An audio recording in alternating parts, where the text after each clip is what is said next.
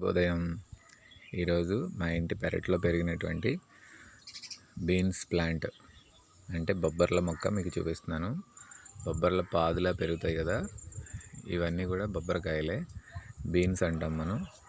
చూడండి ఎంత బాగా పెరిగాయో, అన్నీ కూడా పిందెలు కాయలతో ఉంది. పాదంతా కూడా పూత పిందెతోనే ఉంది. చాలా పెద్దగా పెరిగిందనమాట. మీకు లాంగ్ వ్యూ చూపిస్తున్నాను చూడండి,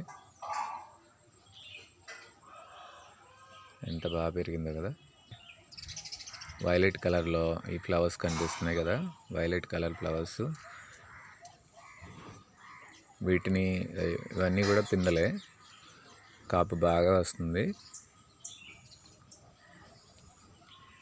ఇప్పుడు మనం కోస్తే దగ్గరగా కేజీ వరకు అవుతాయి.